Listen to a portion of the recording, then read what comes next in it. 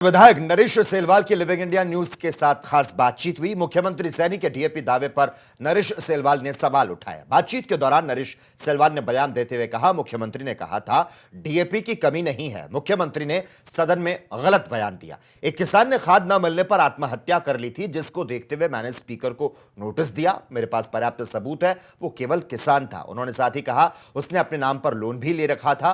तो उन्होंने कहा मैंने पर्याप्त सबूत दिए हैं, मुख्यमंत्री को अपने शब्द वापस लेने चाहिए।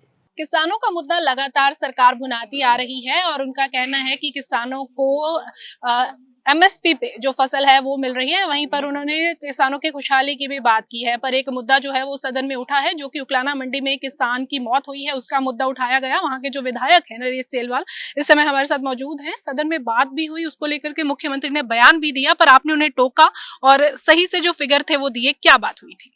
देखिए, मैं समय बार बार हाथ भी उठाता रहा इस मुद्दे पे। मैंने मेरी स्पीच में भी बोला था जब मुझे मौका मिला कि उकलाना मंडी में एक किसान ने जो है फसल को समर्थन मूल्य पे ना बिकने पर और डीएपी ना मिलने की वजह से जो है सुसाइड किया है।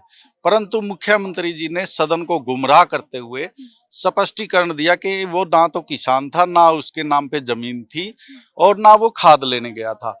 उन दोनों चीजों का मेरे पास जो है सबूत है, प्रूफ है कि उसके मामा जी ने बयान दिया कि मेरा भांजा राम भगत कल 6/11/2024 को समय 11 बजे अपने घर से बिखेवाला से खाद लेने के लिए नई अनाज मंडी जो है आया था। खाद लेने के लिए, देखो बयान के अंदर डीएपी खाद लेने गया था वो किसान।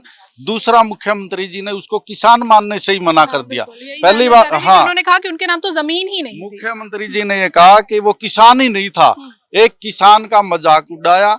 मैं समझता हूं कि ये देखिए जो है सरव हरियाणा ग्रामीण बैंक, दनोदा खुरद, 4 कनाल 5 मरले, रजिस्ट्री नंबर 1488, तिथि 23/5/2023 और 1.5 लाख रुपए का केसीसी।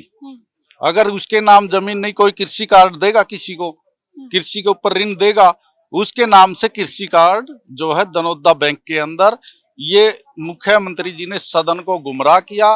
पूरे प्रदेश के किसानों की जो है उन्होंने इंसल्ट किया। मैं समझता हूं मुख्यमंत्री जी को और उन अधिकारियों पे भी कार्रवाई होनी चाहिए जिन्होंने मुख्यमंत्री जी को गलत रिपोर्ट पेश की। तो मुख्यमंत्री जी को किसानों से माफी मांगनी चाहिए। इस किसान के सारा कर्जा जो है माफ होना चाहिए और उसको मुआवजा भी परिवार को मिलना चाहिए। पर कृषि मंत्री जो है वो खुद ये बात कह रहे हैं, ना तो डीएपी के जो लाइनें हैं, ना तो वो ये बात स्वीकार करते हैं कि डीएपी की कहीं कमी है और ना इस चीज को वो आगे लेकर जा रहे हैं। देखिए मैडम, मैंने पहले भी, मैंने जब सदन में मौका मिला था, मैंने कृषि मंत्री जी को ये कहा था। उन्होंने कहा कि हमारे पास भरपूर मात्रा में स्टॉक है।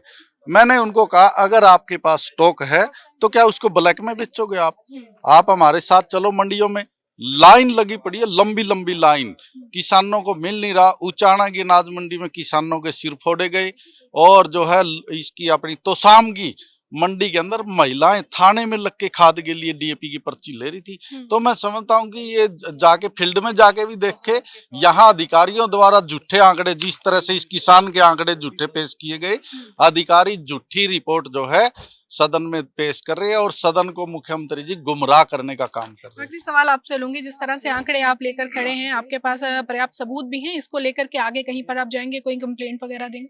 देखिए, कंप्लेंट तो मीडिया के सामने मैंने रख दिया।